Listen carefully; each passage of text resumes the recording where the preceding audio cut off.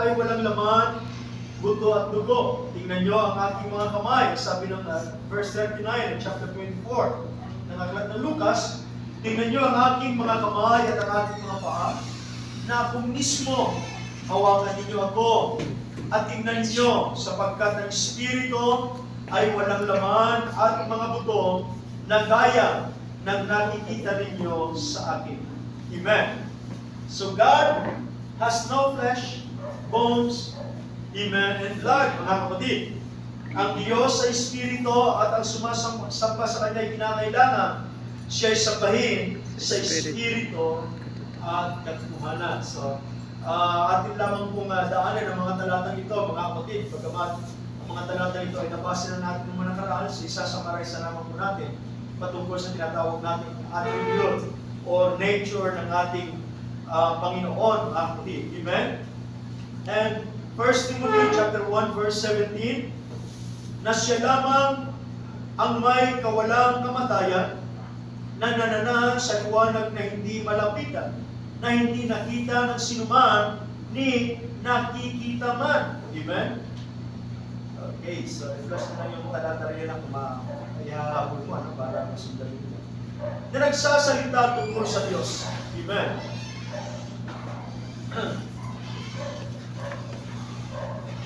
And ang sabi po sa verse 17, ngayon, sa haring walang hanggan, walang kamatayan, hindi nakikita ang tanging marunong na Diyos. So, yung mga talatang aking pong nabanggit, mga kapatid, ay ilan lamang po yun sa mga talata na nagpapahayag patungkol sa tinatawag nating katangian ng ating Panginoon.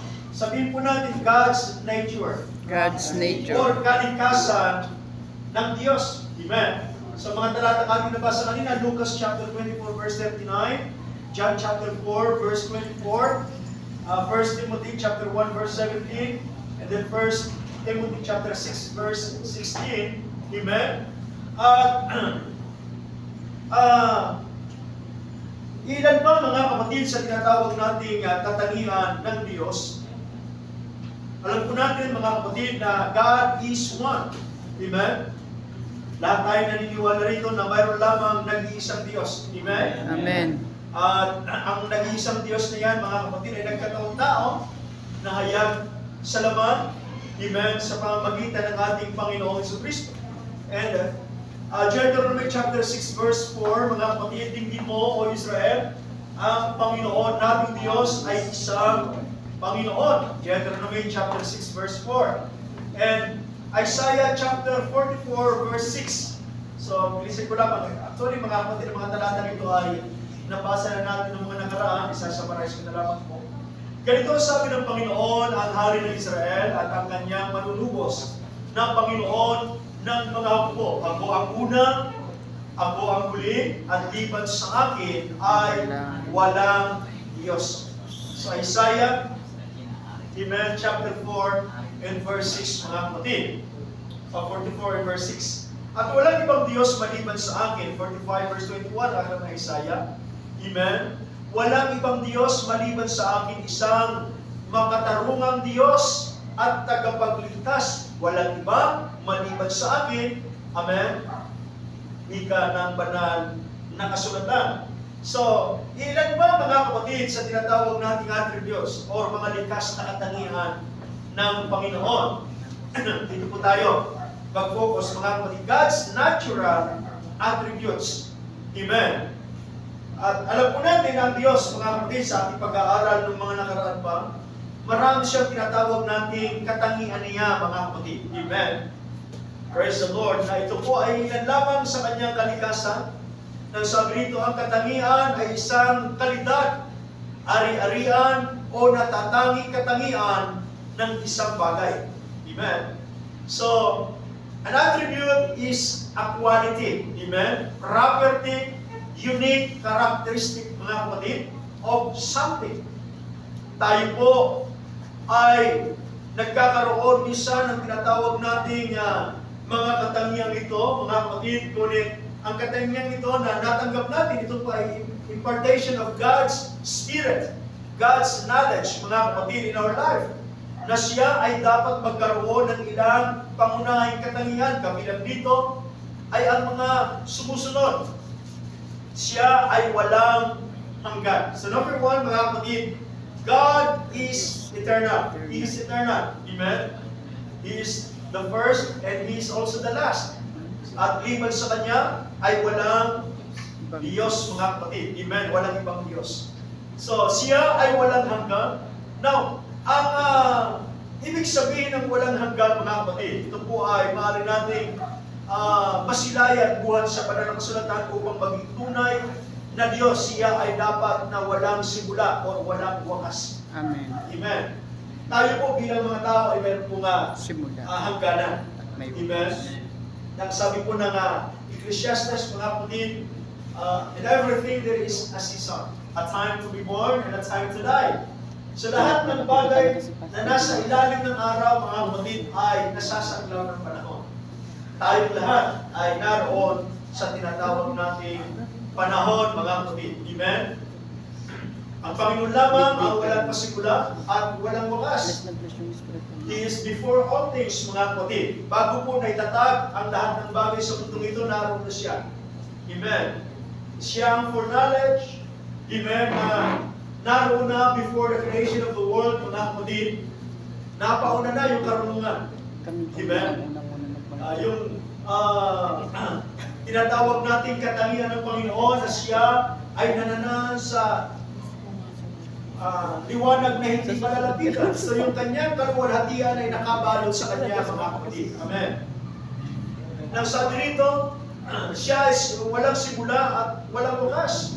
Ang isang idol or tinatawag natin Diyos-Diyosan, mga kapatid, ay hindi kwalipikado dahil ito ay ginawa ng isang tao.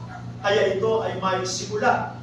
Amen. So yung mga hinahalintulad sa Panginoon na mga larawang inanyuan, sila po ay hindi po kwalipikado na maaaring itumbas sa Panginoon. Ika nga, may mga kamay sila, may mga paa, may mga bibig, may mga tenga, may mga mata, ngunit hindi walang function, mga kapatid, yung mga naroon na binabanggit. Pero ang Diyos, amen, na walang simula at walang wakas, naroon na siya eh. Covered niya, mga kapatid, amen, lahat ng bagay sa mundo ito, mga kapatid. Kaya sabi po na nga, Psalms chapter 90 verse 2, mga kapatid, bago ang mga bundok ay inilabas, o ang kalaliman ay iyong inanyuan, ang lupa at ang sanglibutan sa mga ibagay mula sa walang hanggan hanggang sa walang hanggan, ikaw ay Diyos. Now, Psalms chapter 90 verse 2 nga na pag-ipusan yung talata nito para makita natin ano. Sabi rito, mga kapatid, before the mountains were brought forth, or ever thou hast formed the earth and the world, even from everlasting to everlasting, thou art God. Amen. Bago nalabas ang mga bundok, bago punika ang lupa at ang sanglibutan, mula nga ng walang pasimula hanggang sa walang hanggan, ikaw ay Diyos. Praise God. So maliwanag, mga kapatid, amen, na bago po nagkaroon ng mga bagay, naroon na ang Panginoon. Amen. Sa mga kapatid, sa paniniwala ng agham, amen, ng science, na ang lahat daw ng bagay sa mundo ito, mga kapatid, ay nagsimula sa tinatawag nating malaking pagsabog o yung tinatawag na Big Bang Theory, mga kapatid. Hindi maging ang tao raw ay galing, mga kapatid, sa mga tinatawag nating tawag yan, yung mga organism. Galing sa, sabi nga si Charles Darwin, mga kapatid, galing daw sa unggoy. Praise the Lord. Brother Leo, sa gwapo mo yan, may tiwala ka ba? Or papayag ka ba na ikaw ay nanggaling sa lahi ng mga unggoy? Ikaw, Brother Rolly. Praise God. Praise the Lord. Di maging ako man. Hindi ako papayag, di ba, Brother James? Napakaliwanag daw. Nasabi nga Genesis chapter 1 verse 26, mga kapatid, Amen. In verse 27, na tayo po ay nilikha ayon sa larawan ng Panginoon. Hindi po ayon sa larawan Ng unggoy. ng isang hayop. Amen. Praise God. Tayo po ay galing at nilalang ng Diyos ang tao ayon sa kanyang sariling larawan. Sariling larawan. Ayon sa larawan ng Diyos, siya ay nilalang. Nilalang niya sila na lalaki at babae. Babae. So dalawa lamang ang nilalang ng Panginoon, mga kapatid, na may espiritu kado ng ba? May flesh.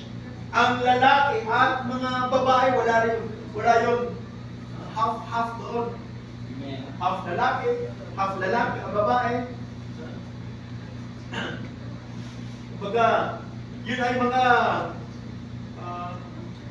basta dalawa lang. Huwag natin pahirapan yung ating isipan, mga kapatid. Napakaliwanag ko, lalaki at babae. Praise the Lord.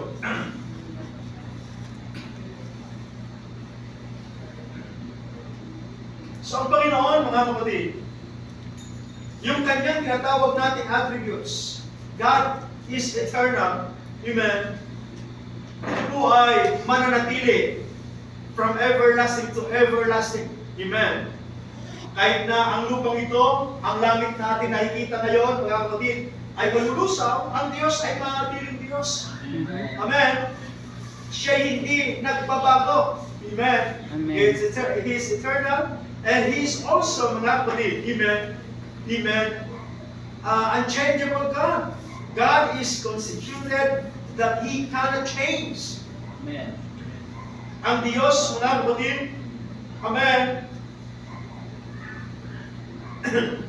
ay may taglay na tinatawag natin hindi siya nagbabago. Ang Diyos ay lubos na binubuo na hindi niya kaya ng tinatawag nating pagbabago. Tama ba ito? Ang mga sabi ng English?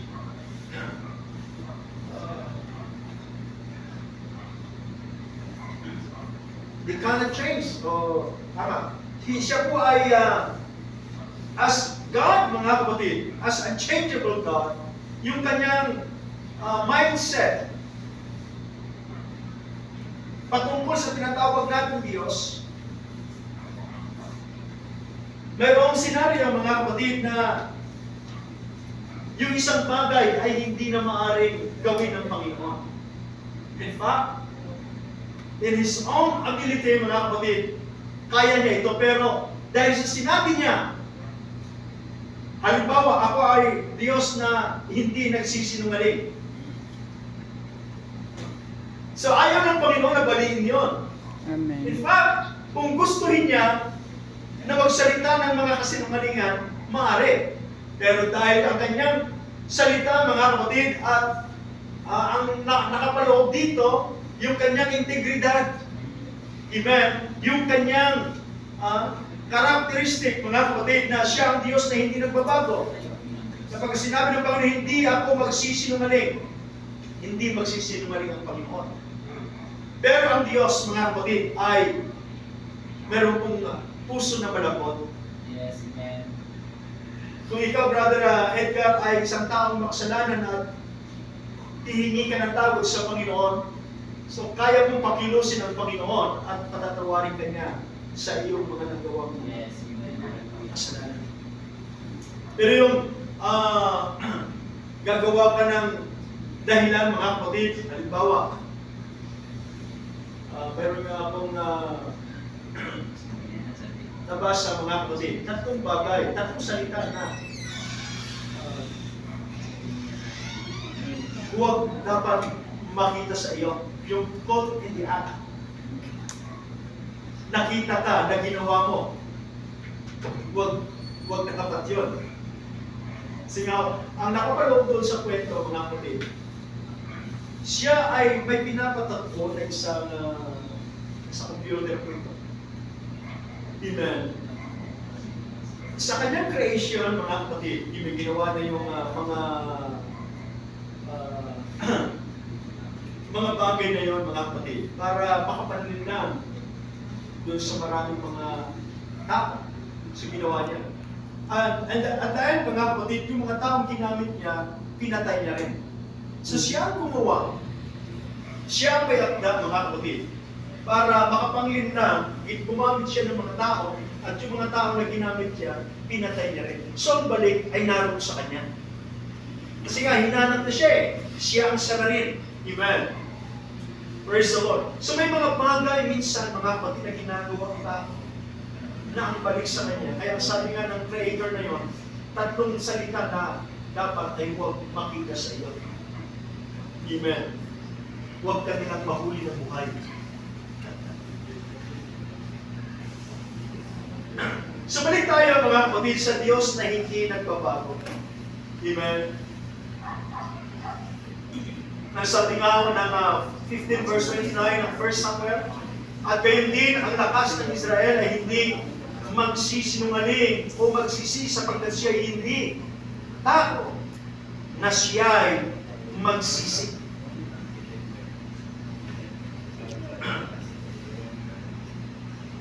Praise the Lord. And also the strength of Israel will not lie nor repent, for he is not a man that he should repent. Amen? So ang tao po ay hindi katulad sa Diyos. God is unchangeable God, mga kapatid. Amen? Marami siyang mga bagay na hindi niya kayang baliin, mga kapatid. Amen? Ayon po sa kanyang mga salita. But may mga bagay na maaring sa kapakinabangan ng maraming mga tao, amen, gagawin ng Panginoon yan alag-alag sa iyong kaligtasan. So, dahil sa kalagayan niya bilang Diyos, mga kapatid, yung kanyang attributes. Amen. Ako ay Diyos, halimbawa, sabi ka ng Panginoon, I am the God of Israel, and I change not. I cannot lie.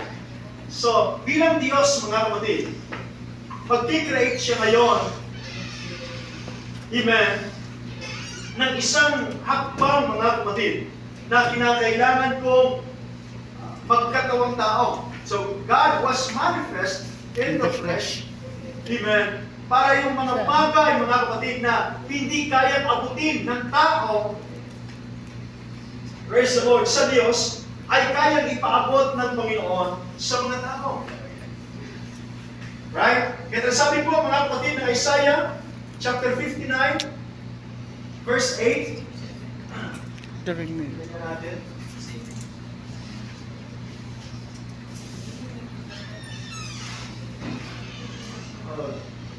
55 verse 8 pala. Sorry, 55 verse 8. Sapagkat ang ating mga pag-iisip ay hindi ninyo mga pag-iisip. O ang inyong mga lakad ay ating mga lakad, sabi ng Panginoon. So my thought is not your thoughts, nor my ways, nor your ways. In verse 9, sapagkat kung paano ang langit ay lalong mataas kaysa lupa, gayon ang aking mga lakad Ay lalong mataas kaysa inyong mga lakad, at ang ating mga pag-iisip kaysa inyong mga pag-iisip. So, ito yung senaryo, mga kapatid, dahil sa ang Diyos nga po, amen, ay naroon sa tinatawag nating mataas na antas na kalagayan at hindi siya maaaring abutin ng tao, amen, kinakailangan magkatawang tao siya. Mahayag sa laman para maabot ng tao, mga kapatid. Amen. Para siya ay maabot ng tao. Kaya ginawa ng Panginoon, nang sabi ng chapter, praise the Lord, 53, ng aklat ng Isaiah. From verse 1. Sinong naniwala sa aming balita at kanino nahayag ang isip ng Panginoon? In verse 2, sapagkat siya'y tumubo sa harap niya na gaya ng sariwang pananim at gaya ng ugat sa tuyong lupa, walang anyo o kagandahan man, at pagkaating minamasdan siya ay walang kagandahan na mananais tayo sa Kanya. Amen. So nung ang Panginoon, after na siya po ay magkatawang tao, ito na yung nagiging kalagayan niya. Instead na siya yung master, amen, inago niya ang kanyang sarili katulad sa isang taong alipin. Na walang, yung tinatawag natin yung reputasyon, mga kapatid, amen, ay halos hubad sa kanya eh. Amen. Na wala sa kanya yon.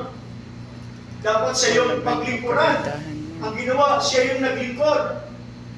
Siya yung dapat na pagsilbihan, mga kapatid. Ang ginawa ng Panginoon, siya yung nagsilbi. Kaya in verse 3, mga kapatid, siya'y hinamak at itinakwil ng mga tao. Si Kristo po ito, mga kapatid, hula na ang mangyayari sa taong darating na nagkatawang tao na ang Diyos, mga kapatid, ang kanyang magiging kalagayan, siya'y hahamakin. Itatakwil ng mga tao, isang tao sa kapanglawan at biyasa sa karamdaman at gaya ng isa na pinagkublihan ng kanilang mukha ng mga tao, siya'y hinama at hindi natin hinilaganan siya. Hindi yung nangyari, Brother James sa Panginoon. Ito ba'y naisip na ng Panginoon, mga kapatid?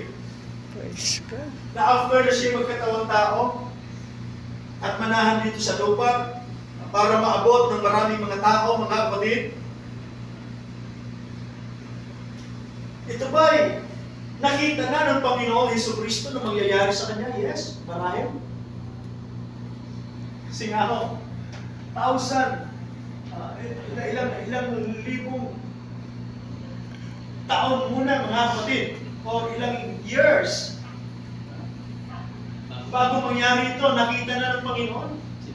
Yes. In fact, the Bible tells us, before the foundation of the world began, He has slain. Nakaplano na. Siya'y pinatay na. Katulad sa isang kordero, mga kapatid. Amen. So, hinamak at tinakwil. Yan na yung larawan, mga kapatid. Hindi ba?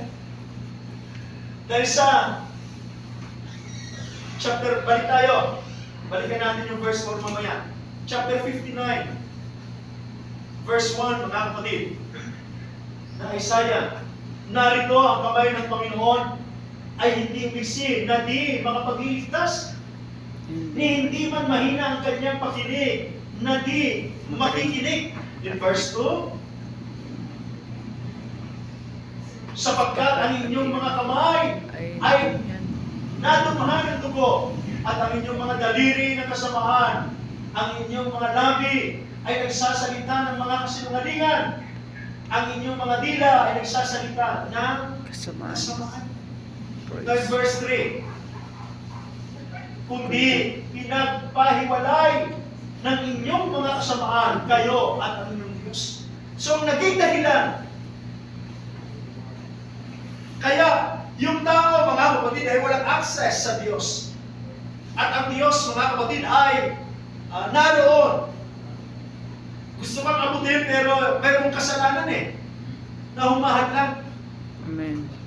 Ang inyong mga Kamay. sana yun? Kundi pinapaghiwalay ng inyong mga kasamaan kayo at ang inyong Diyos at ang inyong mga kasalanan ay siyang nagpakubli ng kanyang mukha sa inyo upang siya'y huwag Makinig. Praise God. Amen. Pero dahil sa kanyang Kasalanan pala talaga, no? katangian, siya ay Diyos, mga kapatid. Diyos na hindi nagbabago. Diyos na hindi marunong magsinungaling. Diyos na praise the Lord, punong-puno ng habag. Nakita na ng Panginoon na sa kanyang gagawin na pagkakataon-taong, mga kapatid, amen, ay dudusa siya, mamamatay siya, mga kapatid, dahil sa mga nagawang kasalanan ng mga tao. Nasaan yung So, mga ang dalaga Panginoon mo? na ang gumawa ng paraan. Nasaan yung mga dalaga mo? Bagamat Nasabi po ng Isaiah chapter 53 verse 4, mga kapatid, amen, Layo. pinagkukihan natin siya ng ating mukha, di ba? In verse 4, tunay na kanyang dinala ang ating mga karamdaman. Amen. Amen. Instead na tayo po ang haharap doon sa tinatawag nating paghukom or pagdurusa, mga kapatid. Tayo ang mabayubay sa krus ng Kalbaryo. Ang ginawa, mga kapatid, ng Panginoon, dinala niya ang ating mga karamdaman. Dinala niya ang ating mga kapanglawan at kayo may ating dinalagay siya dahil lampas. Sinaktan ng Diyos at Dinalamhati.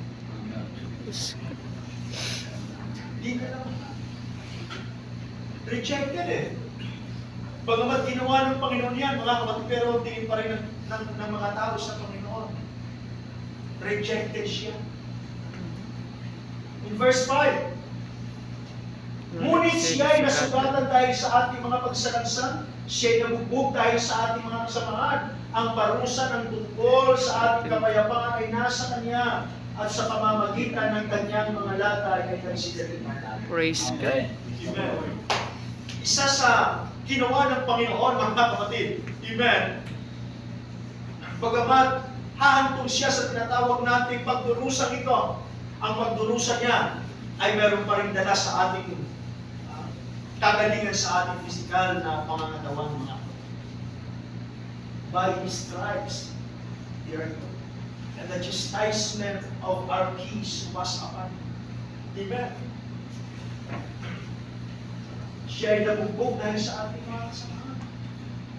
Ang parusa ng tungkol sa kapayapaan, mga kapatid, tungkol sa ating kapayapaan ay nasa Kanya. So dala-dala ng ating Panginoon. Pasan-pasan yan ng ating Panginoon. So third, mga kapatid, amen, attributes of God. He possesses all things or all power. Siya ay tinawag na omnipotent. To lack this, He could not be God, mga kapatid. Amen. Nasabi dito sa ating notes, mga kapatid, creative power. Amen. In the beginning, God created the heaven and the earth. So siya po ay omnipotent God. Amen. Siya po ay saklaw ng tinatawag nating kapangyarihan. Naroon sa Kanya lahat. Amen. Naroon ang lahat ng kapangyarihan, mga kapatid, galing sa Singapore. sa Panginoon. Yung mga Amen. Oh, yan yung tinuturo dito. Kaya ho, Sa Singapore, maliliit lang kasi. Sa amin, malalaki. isa, mga kapatid, sa ipinakita ng Dinalhan Diyos din kay si Sister Kristo. Lori. Amen. Dinalhan niya. Chapter 28, Gamitin din doon. verse 20, mga kapatid, ng aklat ng Matthew. 28, verse 20. Naituro ninyo sa kanila ang kanyang... Naituro ninyo sa kanila na kanilang ganapin ang lahat ng mga bagay na iniutos ko sa inyo. At narito, ako'y sumainyo palagi hanggang sa Katapusan katapusan ng sanlibutan. ng mundo. Amen. So lahat ng bagay na patungkol sa Diyos ay ituro Romans chapter 1 verse 19 hanggang sa verse 19. Nabasa lang po natin yung talata na yan. Maging ang walang hanggang niyang kapangyarihan Yung mismong highway. at Sister pagka-Diyos, Jay Mabukid. ituro ninyo upang ang tao Isang ay ano lang sila. walang Isang maitahinan. lugar lang sila. Even the baptism, mga kapatid, ay dapat na ituro. Praise the Lord. Dapat na ituro sa kanila upang kanilang ganapin, mga kapatid. Nasabi na sapagkat ang nakakilala tungkol sa Diyos Yung ay hayag pag sa pinagsushootingan ng mga artista na may pagkakas, may pagkakamdaman, may pagkakamdaman. Ang laki ng bahay. Yung possess ng Panginoon ang lahat ng bagay Ilang sa room mundo sa ito. baba na may Yung sari-sariling siya tinawag na omnipotent, mga kapatid, omnipotent God. Taglay niya ang lahat ng kapangyarihan. Praise the Lord. At ang sabi nga, kapangyarihang malikhain, creative power, mga kapatid, naroon sa Panginoon. Nung nilikha ng Panginoon ang lahat ng bagay sa mundo nito. Chapter 19, verse 1, aklat ng Psalms.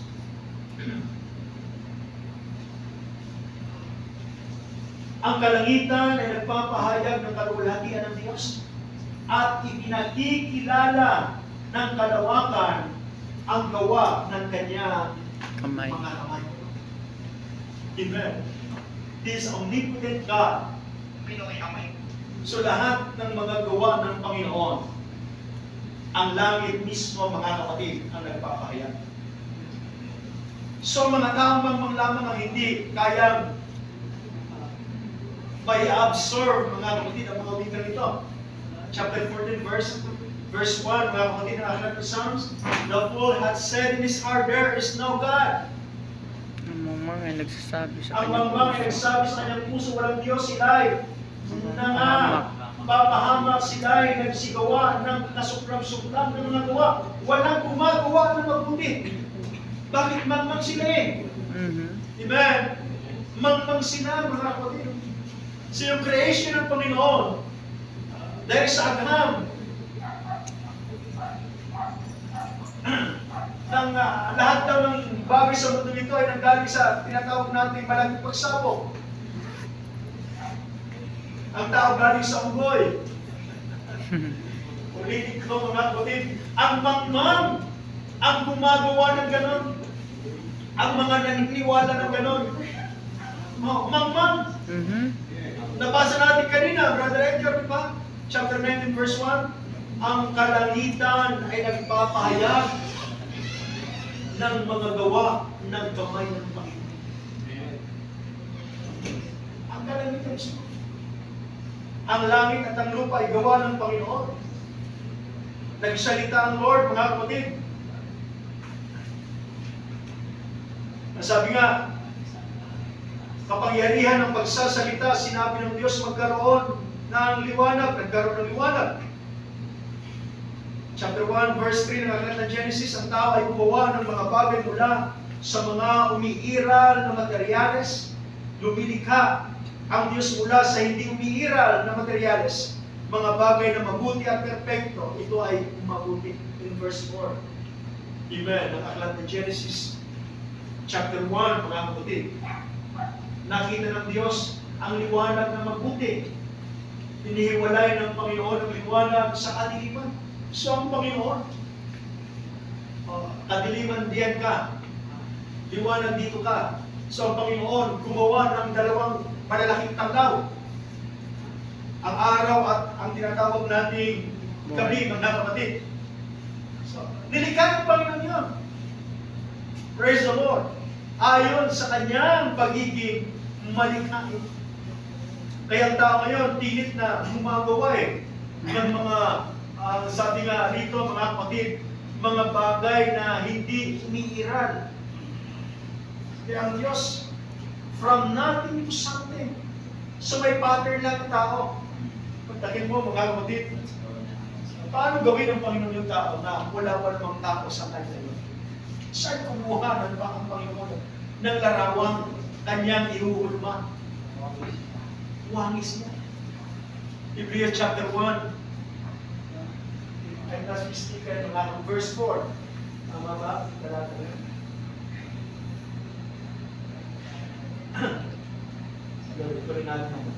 Na naging lalong mabuti kaysa mga anghel, palimasay, nagmana ng lalong marilag na pangalan kaysa kanila sa ang Panginoong Jesucristo yan. In verse 5, sapagkat kanino nga sa mga anghel sinabi, niya kailanman ikaw ay aking anak, ikaw ay aking ipinanganak ngayon at muli ako ay magiging kanyang ama at siya ay magiging aking anak.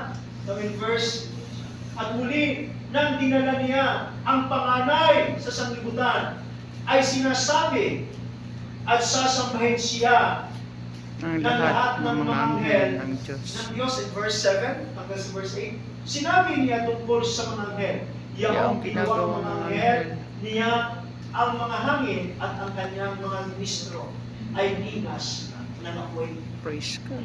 Amen. At tungkol sa ano ay sinasabi, ang iyong luklukan o Diyos ay magpakailanman Praise at ang God. sentro ng katwiran katwiran ay ng sa sentro ng iyong kanya.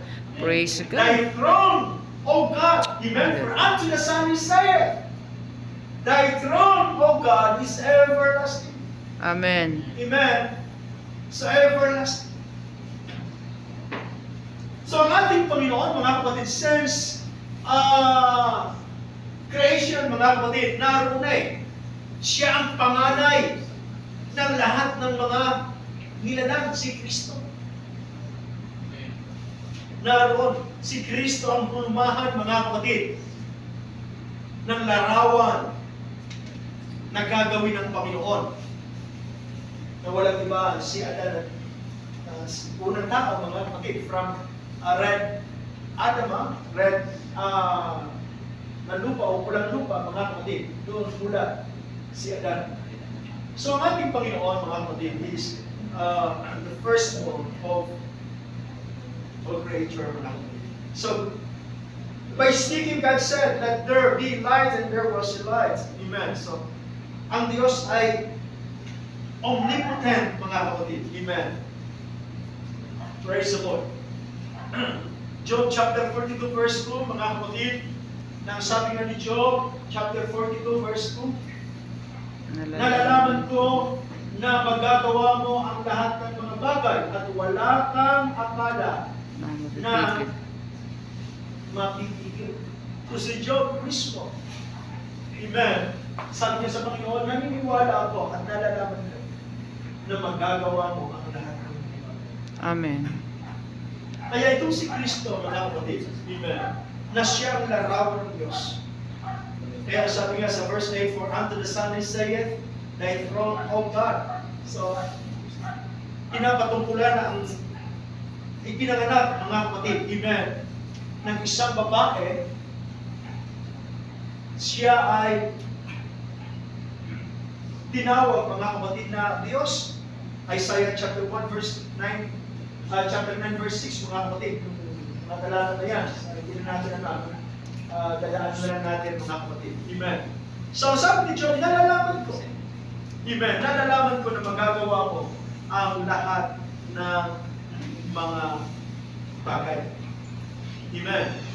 And Psalms chapter 33 verse 9, sinabi ni David, mga kapatid, amen, 33 verse 9, ng aklat ng Psalms, sapagkat siya ay nagsalita at nangyari, siya ay nagputos at tumayong matatag. See, God is omnipotent God.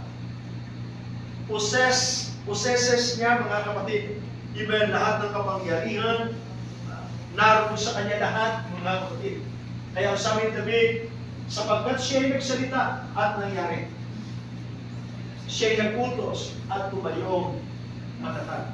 Sabi nga ng aklat ng Isaiah natin nabasa, mga kapatid, siya na mag-isa ang Diyos na nagladlad ng langit at ng lupa. So mag-isa lang, wala siya kasama.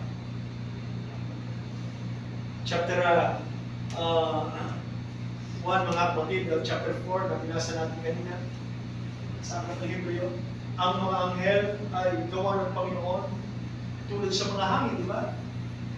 So lahat sila ay creator, Lord. Ang espesyal na ginawa ng Diyos ay tao. So ang Panginoon nag-form talaga. Yung mga anghel, mga kapatid, amen, sinabi lang ng Panginoon na magkaroon ng mga anghel. So lumabas yung mga anghel. Amen. So siya ay nagsalita, ay ano nangyari? Siya ay nagputos at tumayong matatag. Amen. So pangapat, mga kapatid, He is present and everywhere at the same time. God is omnipresent. Amen. God is omnipresent. 1 Kings chapter 8 verse 27. Amen. So sabi ni David, 1 Kings chapter 8 verse 27, ngunit katotohanan bang tatahan ng Diyos sa lupa? Narito sa langit at langit ng mga langit ay hindi ka magkasya. Praise So God. God is omnipresent. Yes. Amen. Gaano pa sa bahay. Maraming mga talata yan, maging sa aklat ng Samuel. Amen. At sa langit ng mga langit ay hindi ka magkasya. Gaano pa sa bahay na ito na aking na yun. Praise God. Amen. Sabi ni David, mga kapatid, langit at langit ng mga langit, hindi ka magkasya, Panginoon. So, ibig sabihin, mga kapatid, walang espasyo sa apat na sulok ng daigdig. Ang Diyos, mga kapatid, naroon. Ang Diyos ay naroon, mga kapatid. Psalms chapter 39 verse 139 verse 7. Psalms 139 verse 7. Saan ako paroroon na mula sa iyong espiritu? O saan ako tatakas na mula sa iyong harapan? Si David po sabi niya, saan ako paroroon na mula sa iyong espiritu? At saan ako tatakas na mula sa iyong harapan? In verse 8, kung sumampa ako sa langit, nandyan ka. Kung gawin ko ang aking higaan sa Sion, narito ika'y nandoon. In verse 9, kung aking kunin ang aking pakpak ng umaga at tumahan sa mga pinakadulong bahagi ng lupa, naroon ang Panginoon. Wala kang matatagwan God is na everywhere. ang Panginoon nasa lahat ng lugar. Amen. Langit at langit ng mga langit, ang Panginoon ay hindi magkasya, mga kapatid. Marami pa mga talata. Jeremiah chapter 23 verse 23, mga kapatid. Amen. 23 verse 23. Ako bagay Diyos lamang sa malapit, sabi ng Panginoon, at hindi Diyos sa malayo. So, tanong yan ng Panginoon. Ako ba Diyos lamang sa malapit at hindi sa malayo? Amen? So, ang Panginoon naroon siya sa lahat ng dagaw, mga kapatid. Kaya, ang sagot nito sa tanong ng Panginoon ay makikita natin sa Ephesians chapter 1 verse 23. Ephesians chapter 1 verse 23. Na siyang katawan niya, nakapuspusan niya o pumupuspos ng lahat sa lahat. Amen. Pumupuspos ng lahat sa lahat.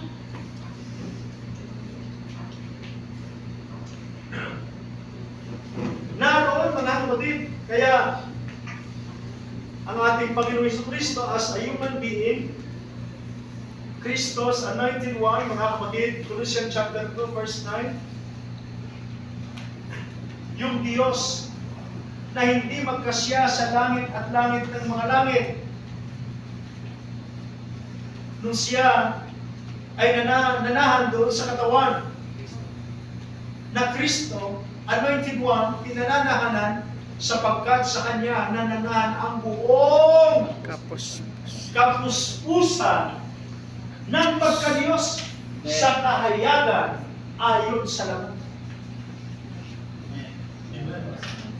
Kung sa langit at langit ng mga langit, ang Panginoong Diyos hindi magkasya, pero kay Kristo, nagkasya. 1 Corinthians chapter 3, verse 16, mga kapatid, hanggang sa verse 17. Hindi ba ganyan yung nalalaman na kayo ay templo ng Diyos at ang Espiritu ng Diyos ay nananahan sa inyo? Ito, sa puso natin, na kasing nakilamang ng ating kamahong. Yes. Ang Diyos ay pinakang malaki at siya rin ang pinakang maliit. Na hindi magkasya sa langit at langit ng mga langit. Yes, amen. Nanahan kay Kristo ng buong kapuspusan. Nagkasya siya. Sa atin, Amen. Praise God. kumasya. Yes, amen. Because the God is Spirit. Sa wikang English nga, Sister, God was manifested. knowing not that your body is the temple of God and the Spirit of God dwelleth in you. Amen. Verse 17. If any man defile the temple of God, him shall God destroy, for the temple of God is holy, which temple ye are. Na ang templong ito Ay ay tayo.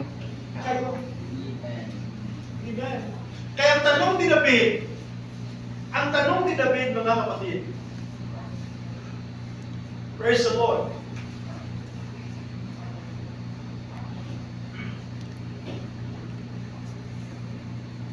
Sa chapter 8 ng aklat ng 1 Kings, verse 27, mga kapatid, chapter 8, verse 27. 1 Kings, chapter 8, verse 27. Gaano pa sa bahay na ito na ano tayo? Amen. So meron pong literal na templong ginawa si David. Kung ang Panginoon hindi siya magkasya sa langit at langit ng langit, how much more? Sa templo na ginawa ko, nagawa ng aking kamay, sabi ni David, hindi siya magkasya gaano pa sa bahay na ito ng aking ngayon. Now, there is a, kumbaga sabihin natin mga kamangha-manghang pangyayari, mga kapatid, sa creation of Lord, sa tao. Amen. Yung kanyang espiritu, mga kapatid, ganahan sa iyo.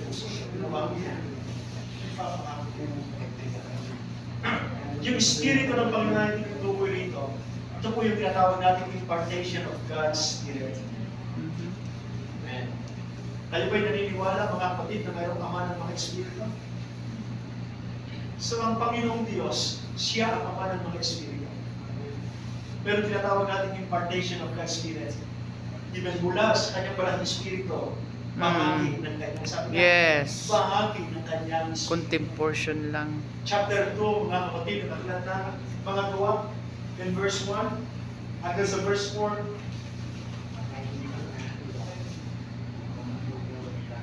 Kasi ito, mga kapatid, madadaanan natin lahat, anak. Kung Napagkagayoy, pinisa ni Solomon. sa Acts chapter 2, verse 1. Amen. In the day of Pentecost, at dumating na ang araw ng Pentecost na sila lahat, ay nagkatipon sa isang dato, verse 2. At biglang dumating mula sa langit ang isang ugong na gaya ng isang humahagipis na hangin malakas, at pinuno ang buong bahay na kanilang kinauupuan, verse 3. At sa kanila ay may nagpakita ang mga dilang kawangis ng apoy na nagkabahabahagi. Yes. Nagkabahabahagi. Kaya ito yung tinatawag natin God's impartation of His Spirit. Amen? Nasa kanila ay may napakita mga dilang kawangis ng apoy na nagkabahabahagi at dumako sa bawat isa sa kanila.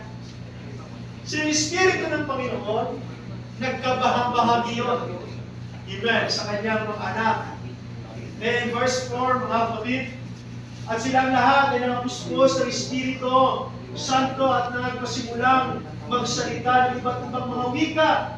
Ayon sa pinagkaloob ng Espiritu Santo na kanilang salitain. So nagkabahabahagi. Ako, mayroong bahagi ng Espiritu ng Panginoon. Ikaw, Brother James, mayroong kang bahagi ng Espiritu ng Panginoon.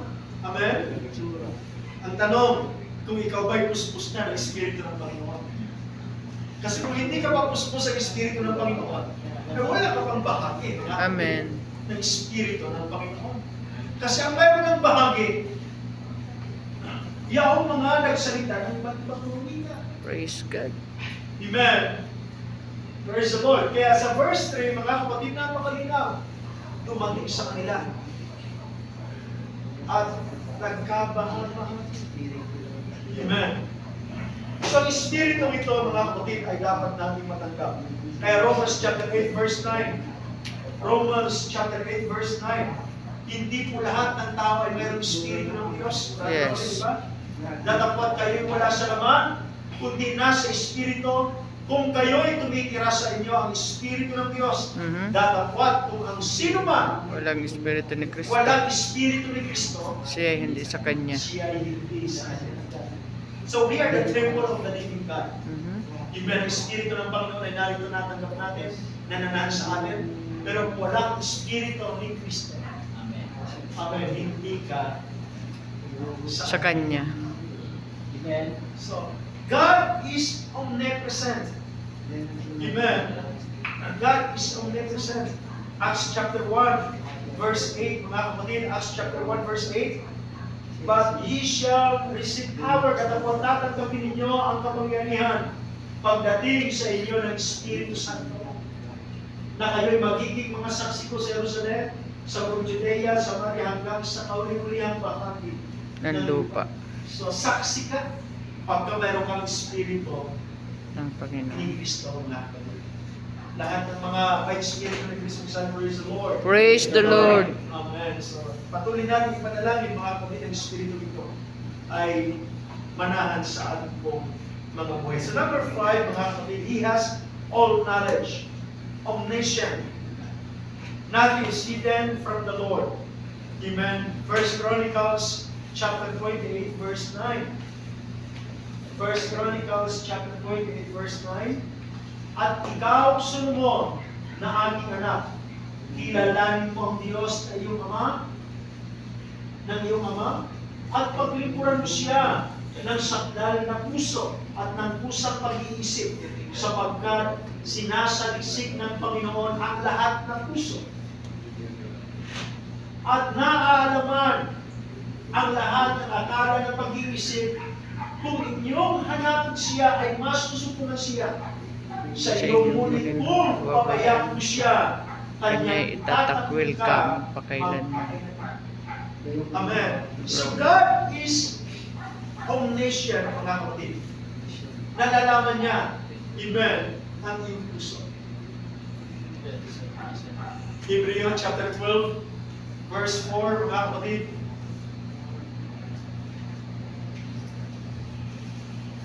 For verse 12 pala, baliktad. For verse 12 na. Sapagkat ang salita ng Panginoon ay buhay at pag-isa at matalas kaysa anumang mga tabak na may dalawang talim at bumabaon hanggang sa paghihiwalay ng kaluluwa at espiritu ng mga kasukasuan at ng utak na madaling kong ikilala o kilala ng mga pag-iisip at hala ng puso. So ang Word of God, amen, na siya mismo, mga kapatid, ang Diyos. John chapter 1 verse 1, in the beginning was the Word, and the Word was with God, and the Word was God. Amen? So siya ang Word, mga kapatid. So ang Word, ang kanyang salita ay kumikilala ng nalalaman niya ang nilalaman ng ating puso. Maging ang haka ng ating isip, mga kapatid. Amen? Alam ng Word of God. Kaya sabi po, mga kapatid, ng aklat ng Chronicles, mga kapatid, amen, understanding all the imagination of the thoughts. Nauunawaan, naalaman ng Panginoong Diyos, mga kapatid, amen, ang lahat ng iyong mga iniisip. In fact, mga kapatid, bago mo sabihin, yung mga salita ay alam na ng Panginoon. Walang may tatago sa Diyos. Walang may tatago sa Diyos. In verse 9 in chapter 16, ang aklat ng 2 Chronicles, chapter 16, verse 9, 2 Chronicles, amen, ang mga mata ng Panginoon, sapagkat ang mga mata ng Panginoon ay nagsisiyasat sa palibot ng buong lupa. So take note, mga kapatid, the word, nagsisiyasat sa palibot ng buong lupa. Nakatingin ang mata ng Panginoon sa lahat ng dako. Amen? Upang pakilala na matibay sa ikagagaling ng mga yaon na ang puso ay sakdal sa Kanya. Ikaw ay gumagawang may kamangmangan sapagkat mula ngayon magkakaroon ka ng mga pakikipag-ugnayan. So ang mga mata ng Panginoon ay nasa lahat ng dako. Amen. Bagay sa akin ng Proverbs, ang mata ng Panginoon ay sa lahat ng dako. Brother James, ilan ba ang mata ng Panginoon sa tingin? Wrong is natin siya sa sabihin nila sa bro. Dalawa. Hindi, paikot. Kasi kawangis natin siya. Kasi kawangis nga. Tama na. So kawangis natin siya. No? Search natin. Pwede kasi Kung ilan ba talaga ang mata ng Panginoon? Siyempre, dalawa. As yung ng being, meron tayong dalawang mata. yung matang gulong na marami yun, yung gulong. Kasi, ang gulong yan, marami mata.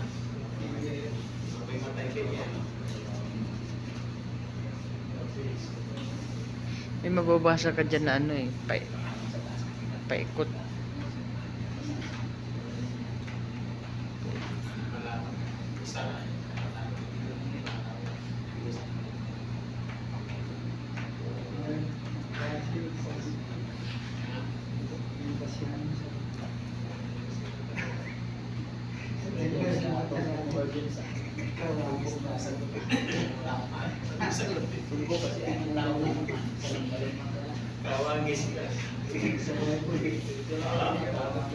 As a human being, kawangis natin ang Panginoon bilang tao.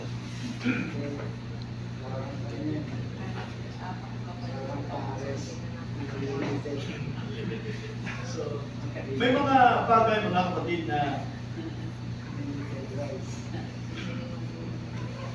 mababasa natin sa Biblia katulad nito, Revelation chapter 5 verse 6. Hmm. Yung mata niya eh, ano eh, paikot eh. At nakita mo sa gitna ng lugbukan ang apat na nilalang ng buhay. At sa gitna ng matanda ay isang kordero na nakatayo na wari ay pinatay, na may 7 sungay at 7 Pitong mata. mata. Kordero Isang 7 espiritu na ng naroon Diyos. sa lugbukan, na wari pinatay. Na ang kordero ito ay si Kristo. Amen. Amen. Na may 7 sungay at 7 mata, na siyang 7 espiritu Ng Diyos na sinugo sa buong lupa. na sinugo sa buong lupa.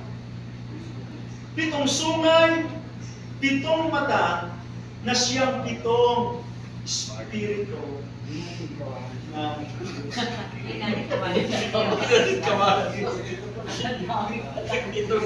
tingnan natin yung sagot kung ano yung 7 espiritu na sinugo niyo sa buong lupa. Yan ba ay literal? Ito, makikita pa natin full of eyes. Mamaya punta natin yung verse 11. Sige, sa ngayon lang, punta natin yung verse 11. In verse 2, mga kapatid, ang aklat ng Isaiah para baka malito tayo. Na sinugo niya sa buong lupa. Magka-contradict sa Bible. Isaiah 11 verse 2. At ang Espiritu ng Panginoon ay nasa kanya. Sa verse 1 muna, Sister Isaiah. At may lalabas na usbong sa puno ni Isay. Sino si Isay? Si Isay na si Jesse. Si Jesse na ama ni David. Na isang sanga mula sa kanya, mga ugat ay magbubunga. So, mula kay Isay na ama ni David, mula kay David, mayroon daw isang sanga na sisipol at magbubunga. So, walang iba mga kapatid. Lineage ng Panginoon ni Jesucristo si David. And verse 2. At ang Espiritu ng Panginoon ay nasa kanya at ang diwa ng karunungan at ng kaunawaan, ang diwa ng payo at ng katibayan, ang diwa ng kaalaman at ng takot sa Panginoon. In verse 3. At ang kanyang kalukuran ay magiging pagkatakot sa Diyos, na hindi siya hahatol ng ayon sa paningin ng kanyang mga mata, isasaway man ng ayon sa panginig ng kanyang mga tenga. So ito yun, yung seven spirit, amen, na sinugo ng Panginoon sa apat na sulok ng daigdig. In verse 2, mga kapatid, diwa ng karunungan. Number 1, diwa. So, una mga kapatid, Espiritu ng Panginoon ay nasa Kanya. Number 1, Espiritu ng Panginoon sa Kanya. Ang diwa ng karunungan. Pangatlo, ang diwa ng kaunawaan at ang diwa ng payo, ang diwa ng katibayan at ang diwa ng kaalaman at ng takot Takot sa sa Panginoon. Panginoon. So, ito yung sunod. Seven Spirit. Amen. Sa apat na sunod. So, puntahan din natin mga kapatid yung isang talata. So, yung seven spirits, mga kapatid, yun yung wisdom. Naroon, mga kasinubo niya. Ikaw ba ay chapter 4 verse 8 ng alam ng Revelation. Gusto mo bang magiging kamukha nito, mga kapatid? Kasi nga, kawagis tayo ng Lord eh. Mayroong dalawang mata. Sige natin. Amen.